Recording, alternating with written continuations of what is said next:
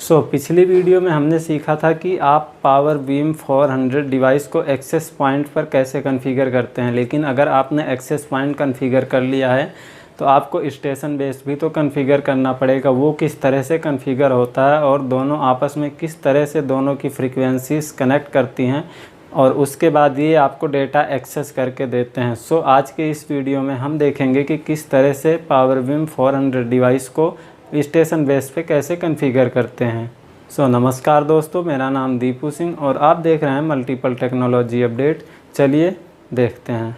मैं थोड़ा सा यहाँ पे आपको बता दूं कि ये जो पावर बीम 400 डिवाइस है, अगर आप एक्सेस पॉइंट पे अगर आपको अच्छी स्पीड चाहिए तो आपको एक्सेस पॉइंट पे भी सेम डिवाइस 400 लगाना पड़ेगा और स्टेशन बेस पे भी 400 लगाना पड़ेगा। अगर दोनों की फ्रीक्वेंसी सेम काम करती हैं तब आपको ये अच्छा परफॉर्मेंस देंगी।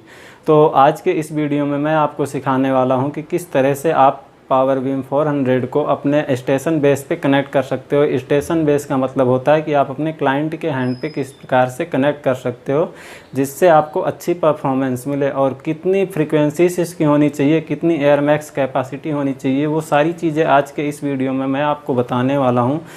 ये सारी चीज़ें देखने के लिए मैं सबसे पहले आपको वही डिवाइस दिखा देता हूँ। मैंने उसी डिवाइस को पहले एक्सेस पॉइंट पे कॉन्फ़िगर किया था और मैं सेम डिवाइस को आपको एक्सेस पॉइंट वाले डिवाइस को स्टेशन बेस पे नहीं, आपको दूसरे डिवाइस को स्टेशन बेस पे कॉन्फ़िगर करके दिखाऊंगा और उसके बाद में दोनों को आपस में कनेक्ट करके दिखाऊंगा आपको। तो इसको मैं बनाऊंगा अभी स्टेशन। तो चलिए, ये देखिए मैंने इसको पावर से कनेक्ट किया हुआ है और इसकी जो पीओई है वो मैंने लगाई हुई है, दोनों को कनेक्ट करी हुई। इसको अभी लैपटॉप से नहीं कनेक्ट किया है। अब ये डिवाइस देखिए, मैं अभी इसको चल के रीसेट करके और कॉन्फ़िगर करूँगा। चलिए हम चलते हैं अपने कंप्यूटर की स्क्रीन पर और देखते हैं कि किस तरह से हम इस डिवाइस को कॉन्फ़िगर कर सकते हैं। हम आ गए हैं अपने कंप्यूटर की स्क्रीन पर और चलिए आज के इस वीडियो में मैं पावर बीम M5 400 को आपको स्टेशन बेस पे कैसे कनेक्ट करते हैं, कॉन्फ़िगर करते हैं, वो आपको दिखाता हूँ। तो आईपी एड्रेस आपको ऐड कर लेना है अपने कंप्यूटर या फिर अपने लैपटॉप में। उसके बाद इसकी जो डिफ़ॉल्ट आईपी होती है वो यहाँ पे आपको एंटर कर देना है। मैंने देखिए एंटर कर दिया है और इसके बाद आपको कर देना है एंटर करने के बाद आपको एडवांस पे क्लिक करना है, प्रोसीड कर देना है और जैसे ही आप प्रोसीड करेंगे कुछ इस प्रकार का इंटरफेस खुल जाएगा। तो इसका जो डिफ़ॉल्ट यूज़र नेम होता है UBNT होता है, जो आपको यहाँ पे डाल देना है। पासवर्ड भी सेम ही होता है UBNT। कंट्री जो मैंने पिछले वीडियो में आपको एक्सेस पॉइंट में बनाया था वही कंट्री यहाँ पे मैं सेम सेलेक्ट करूँगा, क्योंकि मैं दोनों को कनेक्ट करके आपको दिखाऊंगा, तो इसलिए मैंने उसी कंट्री को सेलेक्ट करके टिक करके और लॉगिन कर दिया है। अब ये लॉगिन हो रहा है और ये ऑलमोस्ट लॉगिन हो चुका है। चलिए मैं इसको अभी स्टेशन बेस पे कॉन्फ़िगर करता हूँ। तो हमको दोबारा से सेम में जाना है, वायरलेस में जाना है और वायरलेस में जाने के बाद अगर हमें इसको स्टेशन बनाना है तो यहाँ से अगर आपका डिवाइस ऑटोमेटिक नहीं चूज कर पाता है तो आपको मैन्युअली चूज करना पड़ेगा, लेकिन मेरे डिवाइस ने ऑटोमेटिक चूज कर लिया है, इसलिए यहाँ पे हम WDS को करेंगे इनेबल और इसको स्टेशन रहने देने। देन उसके बाद आपको यहाँ से करना पड़ेगा सेलेक्ट, और जैसे ही सेलेक्ट करेंगे जो आपका एक्सेस पॉइंट होगा यहाँ पे दिखा देगा। अगर ऑलमोस्ट ये यहाँ पे आपको दिखा देता है तो आपको क्या करना रहेगा कि यहाँ से जैसे मान लीजिए हम मान लेते हैं कि हमारा ये है, हमको इस पर कर देना है क्लिक और जैसे ही टिक करके लॉक टू एपी करेंगे ये सीधा जाके वहाँ पे सेव हो जाएगा। जैसे अभी मैंने लॉक टू एपी किया, ये देखिए आ गया जियो प्राइवेट नेट और इस डिवाइस का मैक एड्रेस। बट ये हमारा नहीं है जो हमें कॉन्फ़िगर करना है। हमें कॉन्फ़िगर करने के लिए यहाँ पे चलना पड़ेगा, इसको करना पड़ेगा मैन्युअली। हम दोबारा से इसको चूज कर लेते हैं स्टेशन और इसको मैं कर लेता हूँ मैन पे, दोबारा से वायरलेस पे लेके आते हैं और हम इसको करते हैं मैन्युअली। इस पे एंटर करते हैं SSID, इसको हम कर देंगे इनेबल और यहाँ पे हमें डालना पड़ेगा SSID जो हमने अपने एक्सेस पॉइंट का रखा था। तो मैंने देखिए यहाँ पे वो पेज भी खोला हुआ है, तो मैंने ये इसकी SSID रखी है और यहाँ से इसको हमें करना है कॉपी, और कॉपी करने के बाद हम इसको यहाँ पे करेंगे पेस्ट। तो हम यहाँ पे कर देंगे इसको पेस्ट, सेम वही चीज़ है। और दूसरा हमको यहाँ पे जो पेस्ट करना है, अभी हम इसी पेज पे इसको स्टेशन बना रहे हैं। लॉक टू एपी का मतलब यहाँ पर हम मैक एड्रेस को रखेंगे, जो कि एक्सेस पॉइंट का मैक एड्रेस है उसको यहाँ पे रखेंगे। तो मैं यहाँ पे करूँगा मैन्युअली ऐड। तो ये हमारा एक्सेस पॉइंट है और इसका जो WLAN मैक है इसको हम यहाँ से कर लेंगे कॉपी, और मैं इसको कर लिया हूँ कॉपी। और यहाँ पे आके हमें कर देना है इसको पेस्ट। अब जैसे ही हमने पेस्ट कर दिया यहाँ पे दोनों काम हमारे हो गए।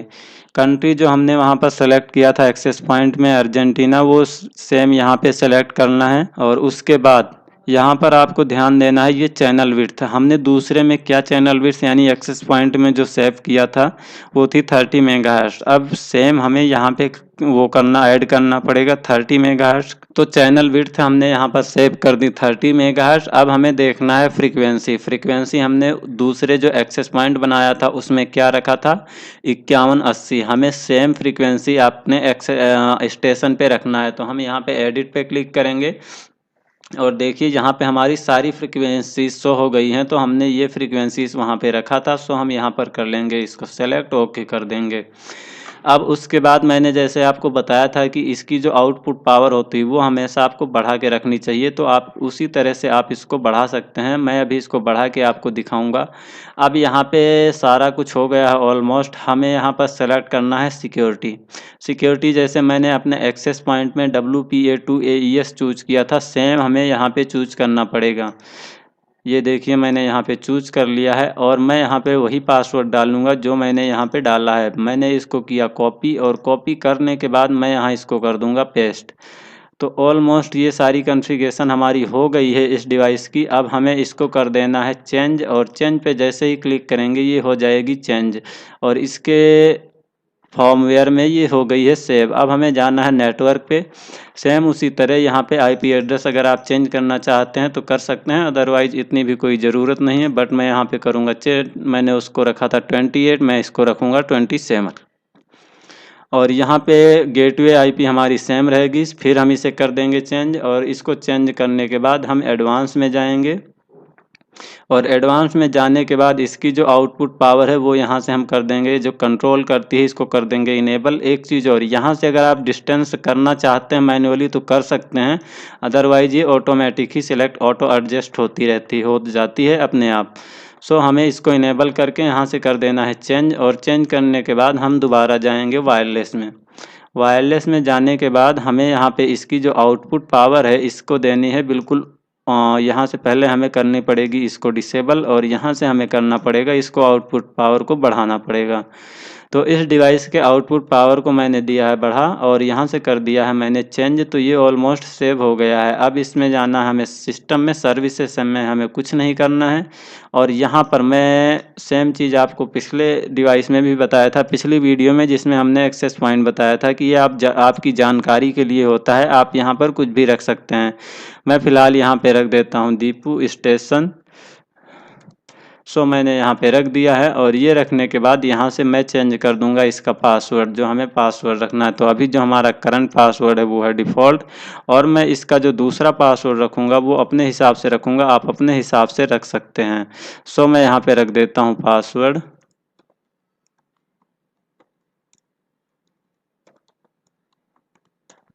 सो मैंने ये पासवर्ड यहाँ पे रख दिया है और पासवर्ड रखने के बाद हमें इसको कर देना है चेंज और चेंज करने के बाद हम यहाँ पे इसको कर देंगे अप्लाई। अब देखिए जैसे ही ये अप्लाई हो जाता है तो ये इसकी प्लीज़ वेट करने के लिए कह रहा है, ये कॉन्फ़िगरेशन सेव कर रहा है अपने अंदर। सो मैं इस डिवाइस को अब दोबारा से लॉगिन कर लेता हूँ और देखता हूँ कि डिवाइस कनेक्ट हुई है या नहीं कनेक्ट हुई है। तो हम इसको कर लेंगे लॉगिन और लॉगिन करने के बाद ये आपको दिखा देगा मेन पे कि कनेक्टेड है या नहीं है। सो हम चलते हैं मेन पे और हम आ गए हैं मेन पे। ऑलमोस्ट ये डिवाइस मेरी कनेक्टेड हो चुकी है और ये डिवाइस इसमें कई सारी चीज़ें मैं और बताऊंगा कि आपको ज़्यादा अच्छी परफॉर्मेंस के लिए क्या क्या चीज़ें ध्यान देनी चाहिए, वो मैं बताऊंगा अगली वीडियो में। आज के लिए बस इतना ही काफ़ी है। सो आई होप इस वीडियो के अंदर आपने एक्सेस पॉइंट और स्टेशन बेस दोनों को कनेक्ट करना सीख लिया होगा, दोनों को कॉन्फ़िगर करना सीख लिया होगा। आप एक्सेस पॉइंट वाली वीडियो देखने के लिए आपको आई बटन पर लिंक मिल जाएगा। अगर आपने वहां पर नहीं देखा है, अभी तक देखा नहीं, तो आप वहां पर जाकर देख लीजिए। और आप पावर बीम M5 400 को किस फ्रिक्वेंसीज पे कनेक्ट करते हैं आप वो हमें कमेंट करके ज़रूर बताइए, जिससे कि हमें भी तो पता चले कि आप अगर राइट फ्रिक्वेंसीज पे कनेक्ट करते हैं तो वो आपको डेटा एक्सेस बिल्कुल अच्छे से देंगी। अदरवाइज अगर आप रॉन्ग फ्रिक्वेंसीज का यूज करते हैं और रॉन्ग कंट्रीज का यूज करते हैं तो वहाँ पर आपको इनकी कॉन्फ़िगरेशन मिसमैच होने के कारण ये आपको प्रॉब्लम क्रिएट करके दे सकती हैं। सो आई होप ये वीडियो आपको अच्छी लगी होगी। वीडियो अच्छी लगी है तो लाइक करिए, अच्छी नहीं लगी है तो डिसलाइक करिए, और अगर आप चैनल पर न्यू हैं तो चैनल को सब्सक्राइब करके बेल आइकन का बटन ज़रूर ऑन कर लीजिए। मिलते हैं ऐसे ही एक और इंटरेस्टिंग वीडियो के साथ, तब तक के लिए जय हिंद, जय भारत।